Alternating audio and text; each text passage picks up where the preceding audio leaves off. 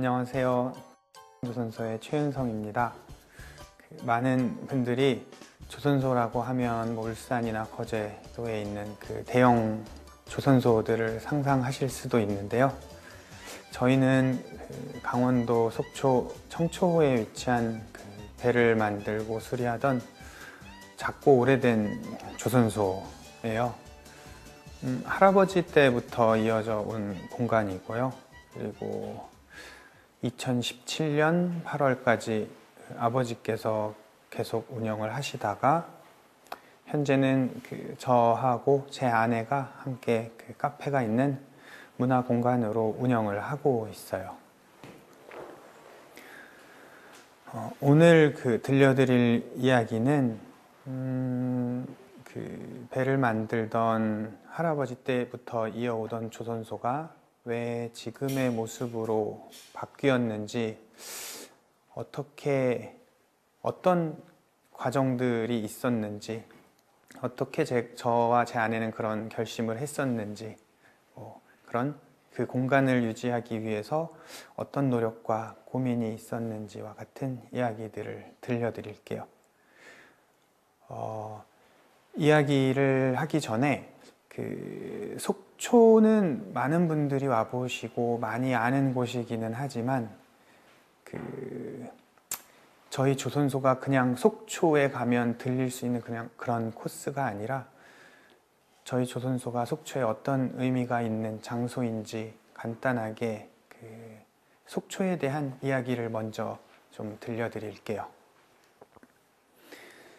한국전쟁이 휴전을 한 50년대 초 속초에는 많은 함경도 실향민 분들이 고향으로 돌아가지 못하시고 속초에 터를 잡으셨었다고 해요. 그래서 실향민들의 도시, 아바이 마을, 이런 이름은 관광도시, 지금은 관광도시가 된 속초의 또 다른 이름이기도 한데요. 실제로 54년도경에는 2만여 명, 인구가 한 2만 명 정도가 있었는데 그 중에서 11,000명이 넘는 실향민들이 살았다고 해요. 그리고 또 대부분의 실향민 분들은 수산업에 종사하시는 분들이었다고 하더라고요. 저희 조선소가 위치한 교동의 청초호 일대는 예전부터 속초항이라고 해서 속초 수산업의 중심지 역할을 하던 곳인데요. 예전에는 저희 조선소 주위로 조선소가 7개, 8개 정도가 있었다고 하더라고요. 예전에는 명태나 오징어, 꽁치, 양미리, 그런 어류들이 많이 잡혀서 한때는 전국에서 두 번째로 어획량이 많은 도시이기도 했었다고 하더라고요. 그래서 전국에서 수산업에 종사하는 사람들이 속초로 몰려들었었다고 해요.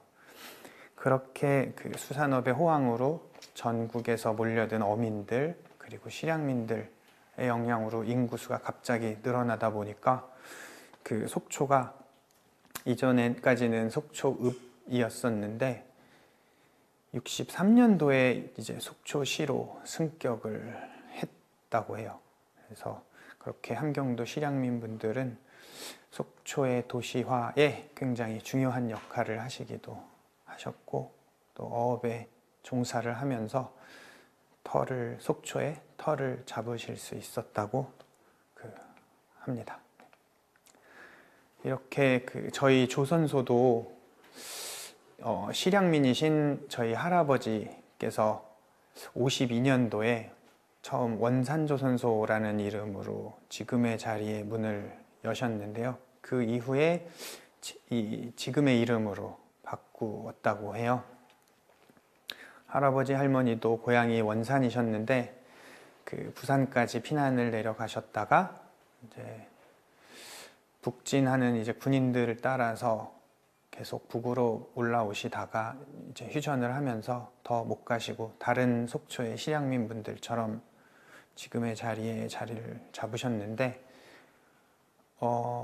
원래부터 배목수일을 하셨었다고 하더라고요, 할아버지께서. 그래서 자연스럽게 지금의 터에서 조선소를 시작하셨다고 해요.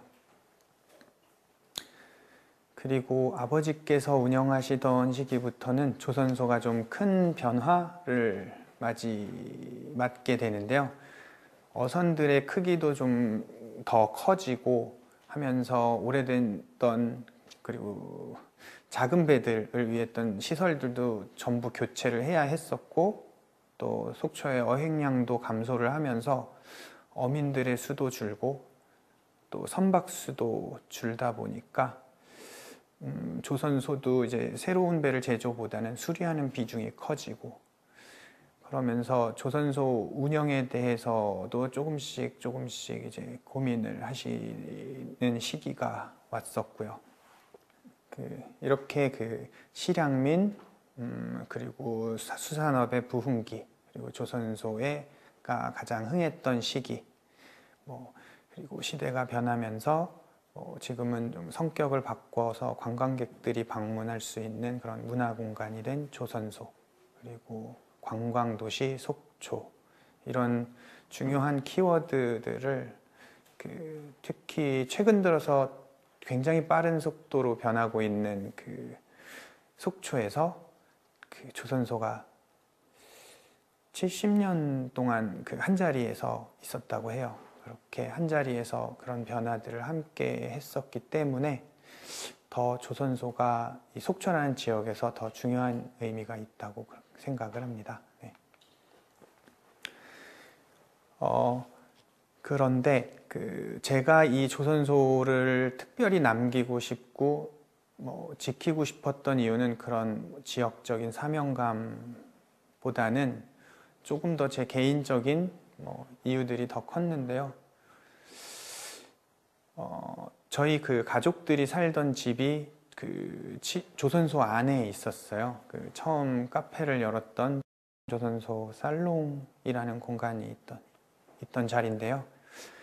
그곳에서 저도 대학교를 가기 전까지 가족들하고 살았었고, 아버지도 이제 어린 시절에 할머니와 할아버지, 그리고 할아버지의 형제들, 그리고 그 가족들까지 많이 살 때는 20명이 넘는 가족들이 그 터에 살았었다고 하더라고요.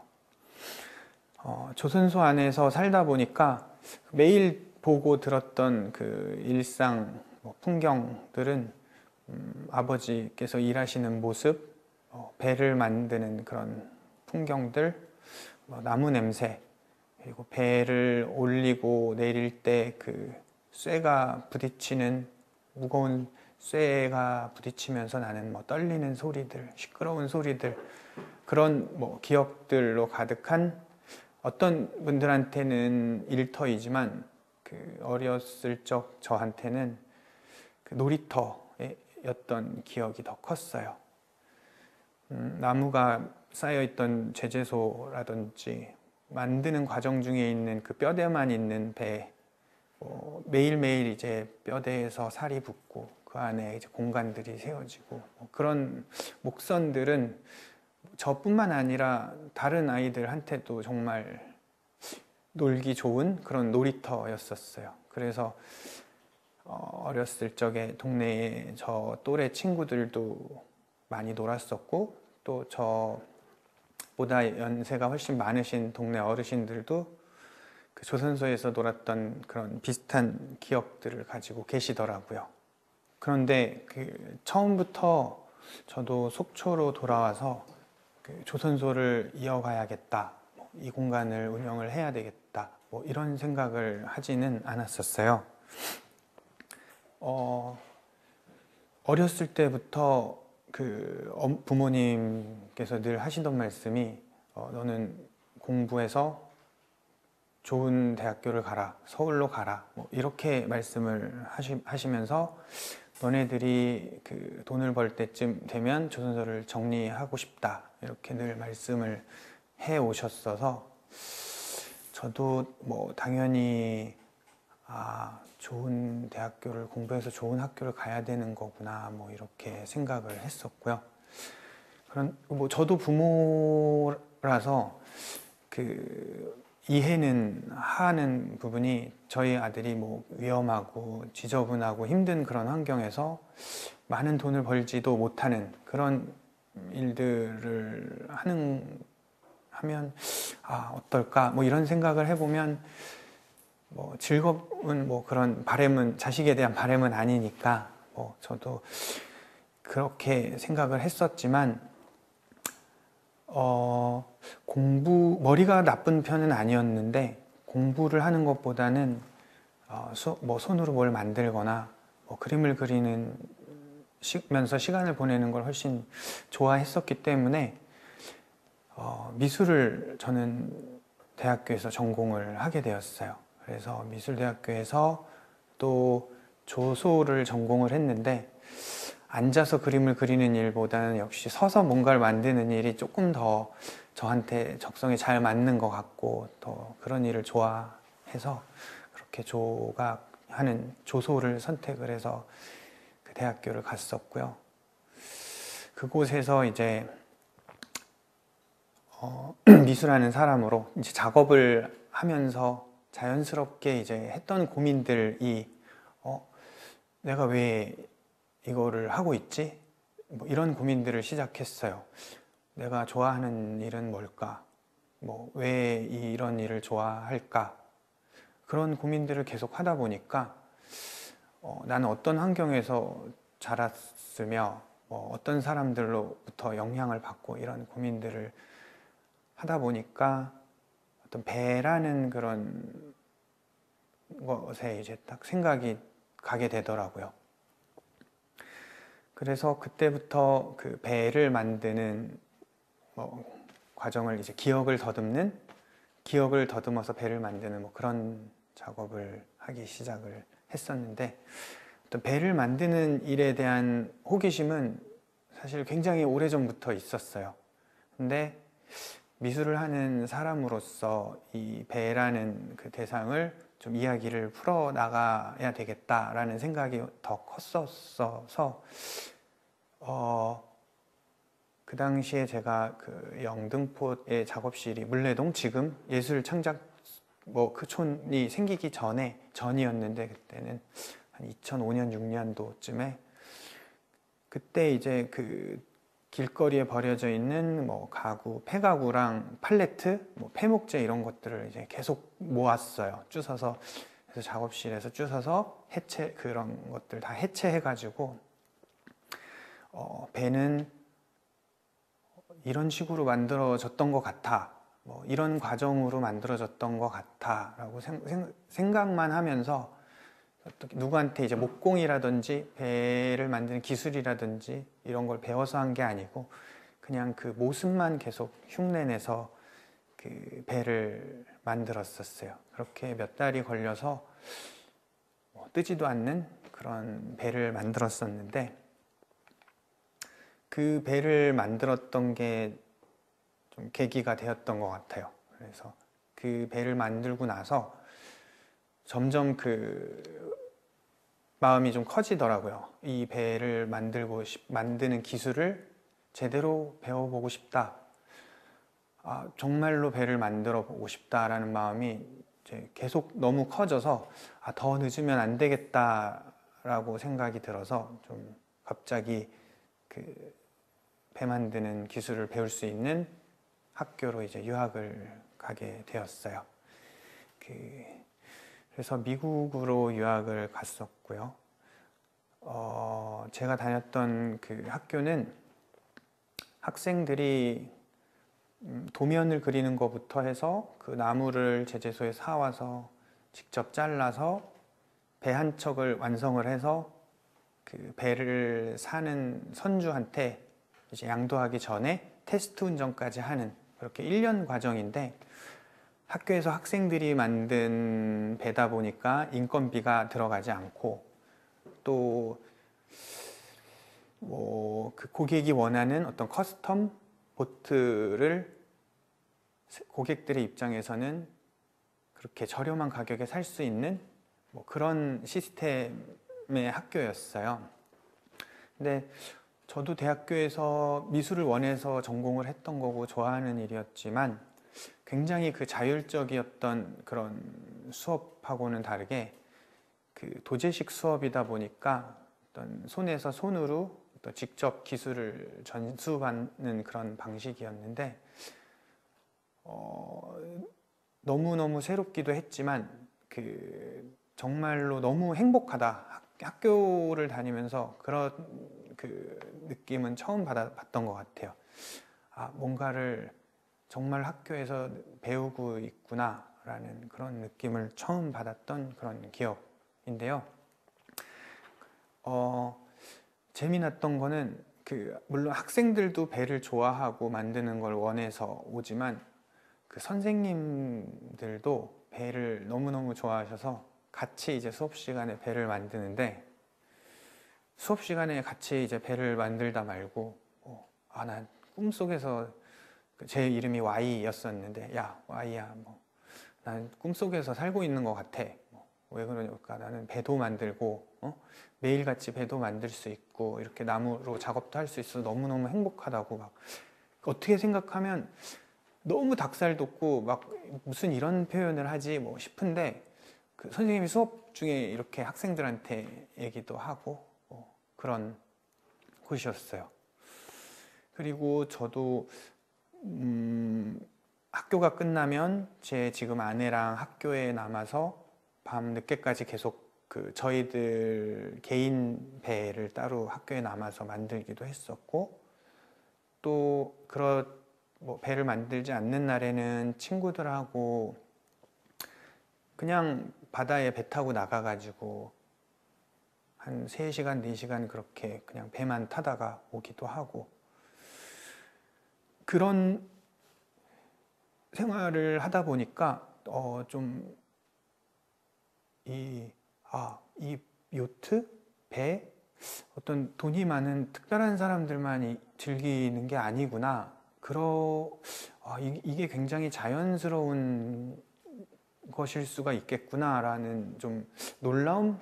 그런 것들이 좀 있었어요.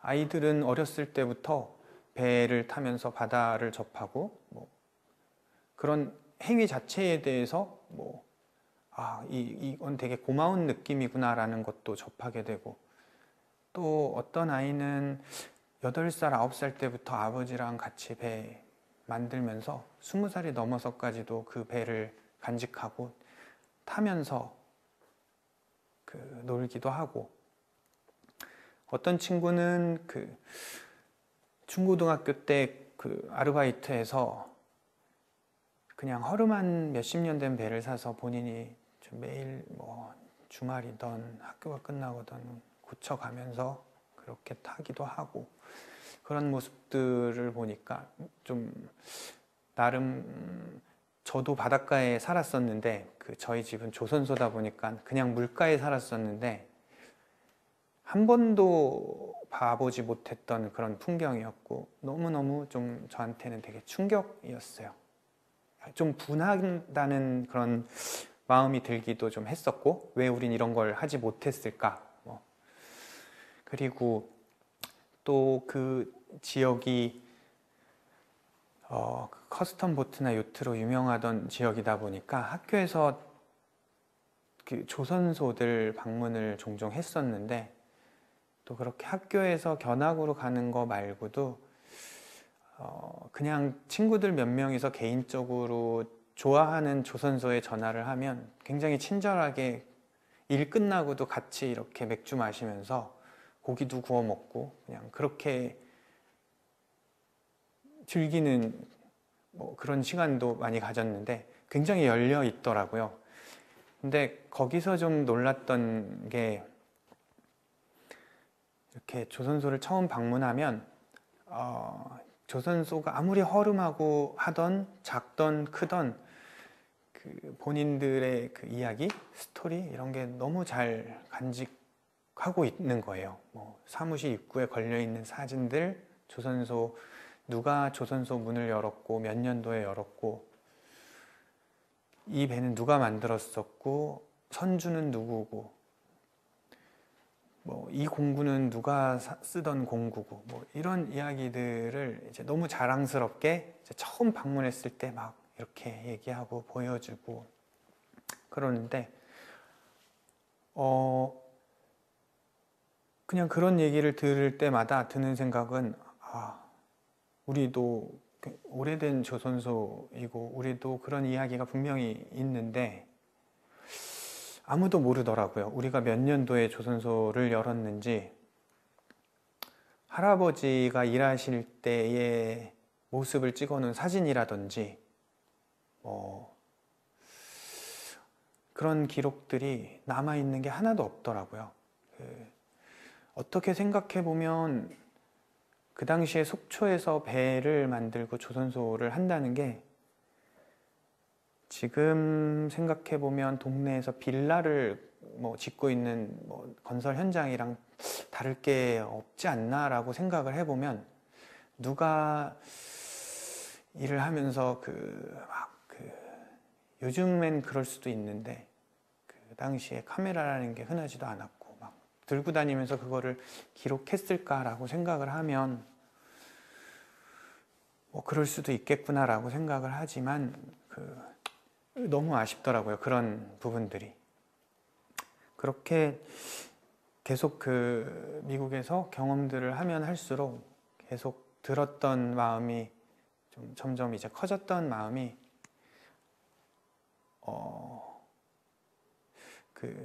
한국에 돌아가야겠구나. 미국에서 계속 배 만드는 사람으로 일을 할까? 언젠간 돌아갈까? 이런 고민들을 하다가 결국 고민을 하다가 좀 결심을 한 게 한국으로 돌아가서 꼭 조선소로 돌아가야겠구나. 그리고 이곳에서 뭔가를 해야 되겠다. 이곳을 계속 이어나갈 수 있게 뭔가를 해야 되겠구나라는 그런 생각이 좀 커졌었어요. 그리고 이 조선소에서 내가 좀 이 미국에서 느끼고 배우고 아쉬웠던 부분을 해야겠다. 그렇게 생각을 해서 한국으로 돌아왔고, 그리고 2014년도에 조선소의 레저 선박 브랜드로 스피드보트를 시작을 했어요. 당시에 한국에 막 카누 카약 시장이 생기기도 했던 시기이기도 했고요.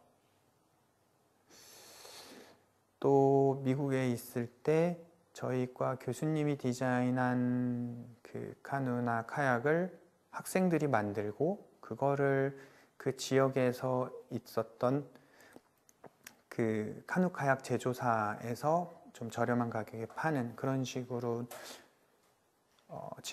산학협력이라고 하는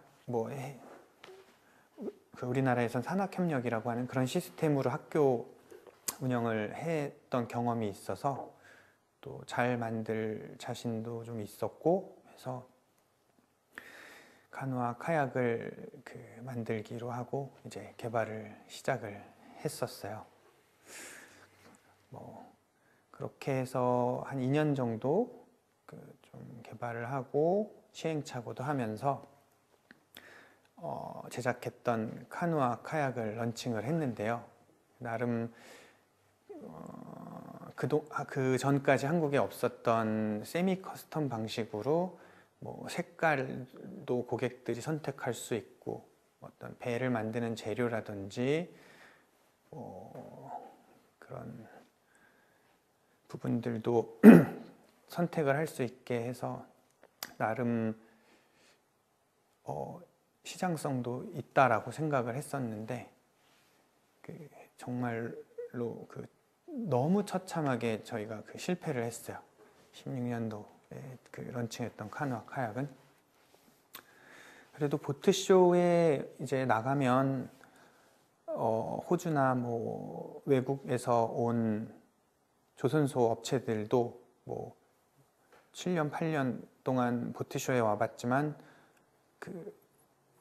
저희가 만든 제품 보고 이렇게 만든 조선소는 우리나라에서 처음 봤다고 그렇게 말씀해 주시면서 같이 협업으로 배를 한번 개발해 보자 이런 제안도 받고 그랬었는데,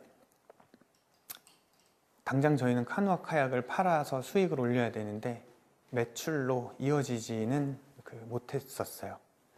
뭐 전국을 다니기도 해보고 동호회도 따라다녀보고 뭐 체험 프로그램도 운영해보고 했는데 이게 거의 판매는 몇 대 하지 못했었고요.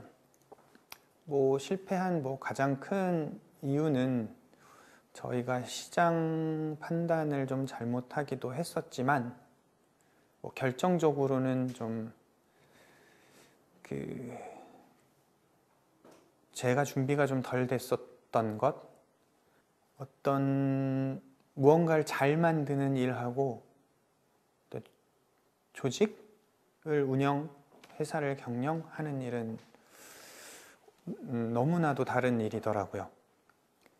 2년, 그러니까 팩트보츠를 런칭을 하고 13년도부터 준비를 했었는데 한 2년 정도 지나니까 이제 매년 친구들이 같이 시작했던 사람들이 다 떠나더라고요. 그렇게 2년이 딱 지나니까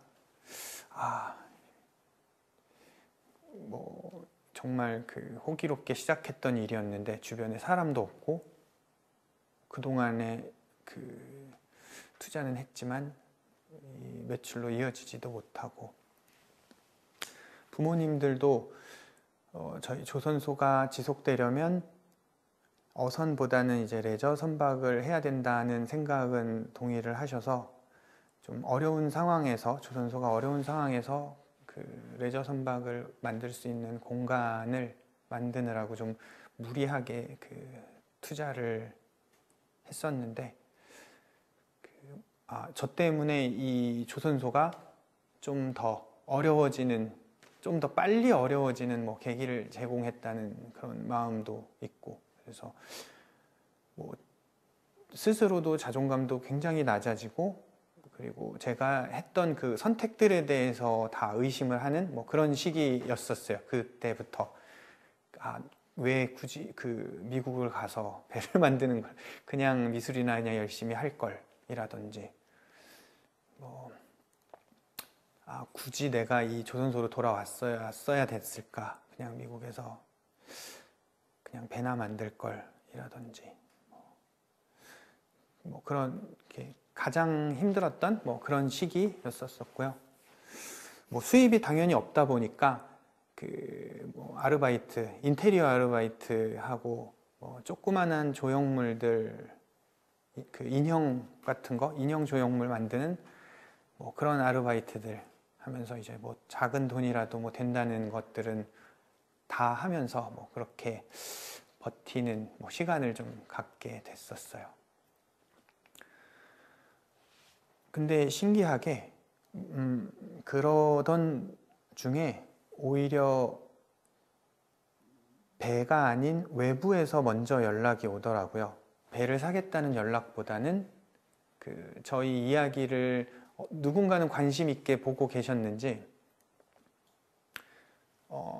배를 가지고 이야기를 좀 풀어서 전시를 해보고 싶다거나 아니면은 저희 조선소가 갖고 있는 이야기를 좀 들려줄 수 있는 그런 거라든지 그래서 서울 어떤 갤러리에서 연락이 와서 개인전을 하기도 했었고요. 이것도 물론 개인전을 하는데 재료비를 준다고 해서 저희한테 그 당시에 재료비도 굉장히 큰 돈이었기 때문에 그래서 무조건 하고 싶다 그래서 전시를 했었고, 또 한강예술공원 프로젝트에도 참가를 해서 작가로 참가를 하기도 했었고요. 그리고 또 저희 지금의 조선소가 이렇게 바뀌는데 좀 가장 큰 도움을 받았던 곳이 있는데 강원 창조경제혁신센터라는 기관인데요. 거기서도 연락이 왔었어요. 저희도 좀 마음을 좀 내려놓은 그런 시기였었어요. 그 당시에 좀 포기? 어떻게 해도 안 되는구나 이렇게 생각할 때였는데 센터에서 제안을 했던 사업이 저희가 이제 멘티가 돼서 한 달에 50만 원씩 3달 동안 지원을 받고 멘토분들이랑 저희의 그 비즈니스 모델을 좀 만들고 정리하는 뭐 그런 지원 사업이었는데 뭐 혹시 지원할 생각이 있는지를 물어보더라고요. 그 당시가 센터도 막 문을 연 지 얼마 안 됐을 때라 그 지역에서 활동하는 좀 젊은 청년들을 직접 막 찾아다닐 그런 때였어요. 지금은 로컬 크리에이터라는 말을 많이 쓰는데 그 당시에는 그런 말이 생기기 전이라 청년혁신가? 라는 이름으로 이제 지역에서 활동하는 청년들을 부를 때였었는데요. 뭐 창조경제 혁신이라는 단어나 뭐 청년혁신가라던가 그 사실 이름이 너무 좀 사기꾼들 같아가지고 좀 내키지 않았었어요. 근데 그래도 한 달에 50만 원이면 굉장히 큰 돈이었어서 뭐 좀 반신반의하면서 그 춘천 센터에 가서 오리엔테이션에 참석을 했었고요. 거기서 이제 센터장님하고 그 센터 식구들이나 멘토분들을 좀 직접 만나 보니까 재밌을 것 같다? 제가 그 생각하고 가지고 있던 그런 좀 편견들하고는 다른 그런 기관이더라고요. 너무너무 캐주얼했고요. 그리고 저희 얘기를 좀 들어주는 사람들일 것 같다? 뭐 이런 좀 마음도 들었었고, 그래서 그 사업에 참여를 하게 되었었고요. 그래서 거기서 멘토분들하고 어떻게든 그 보츠와 조선소를 좀 살려보려고 정말 이것저것 정말 다양한 시도들을 많이 했었어요.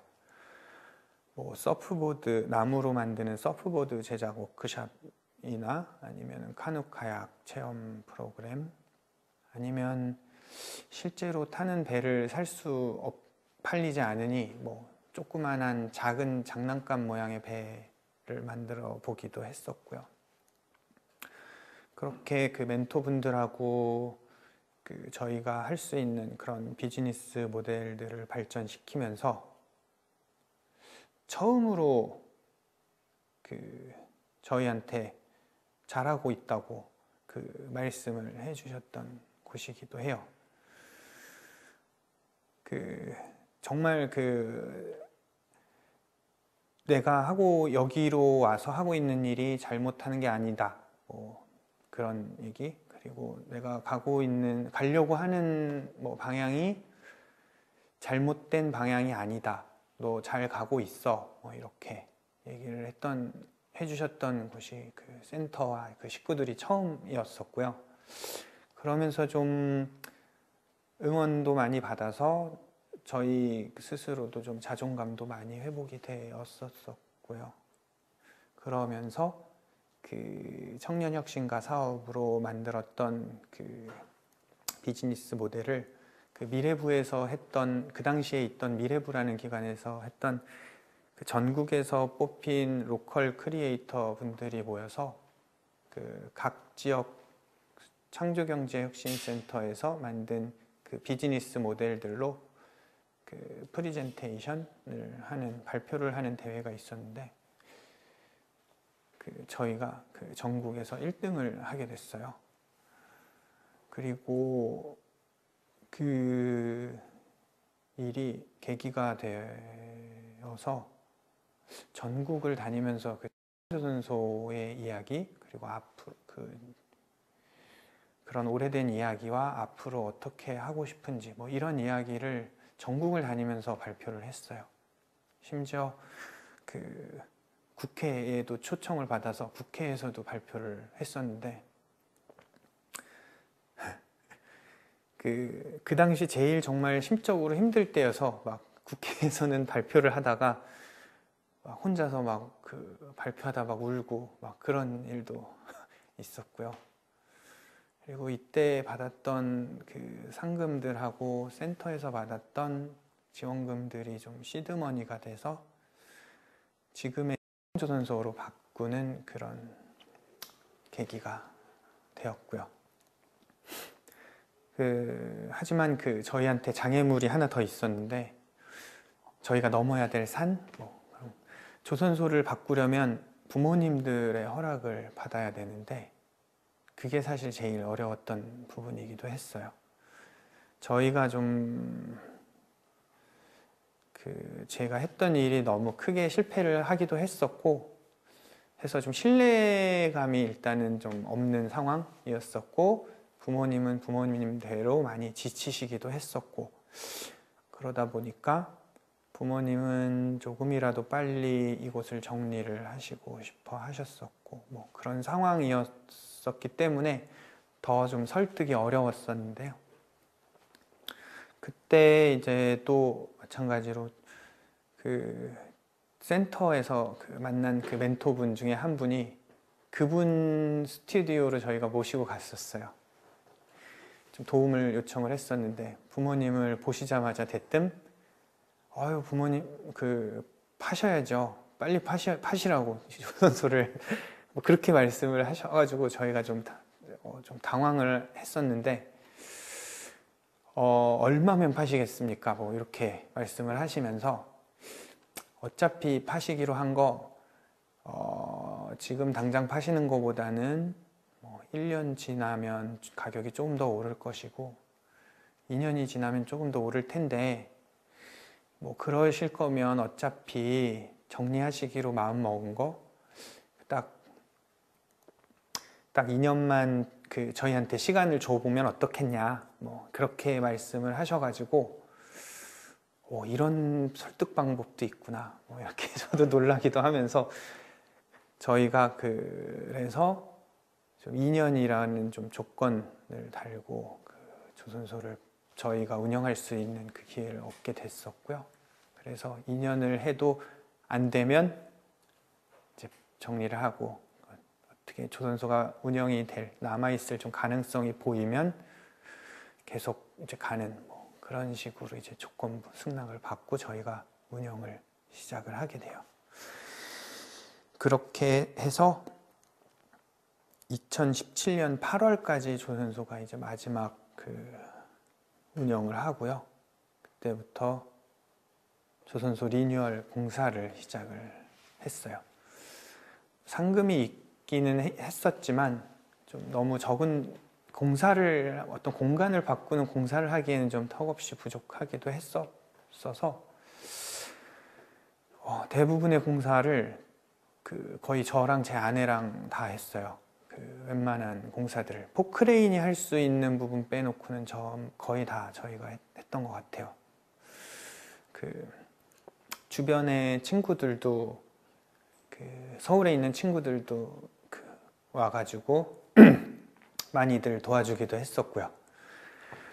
뭐 그러면서 준비했던 사업이 있었는데, 관광공사 지원 사업이 있었는데, 관광공사에서 하는 테마여행 10선 사업에 저희가 덜컥 이렇게 돼버려가지고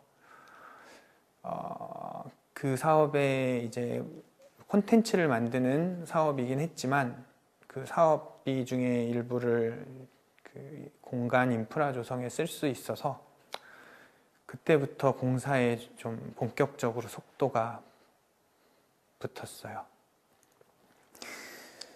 그런데 공간의 어떤 성격을, 공간을 이쁘게 만드는 일, 뭐 그런 일은, 뭐 손재주에 대한 일은 뭐 저나 제 아내나 누구보다도 좀 자신이 있었는데요.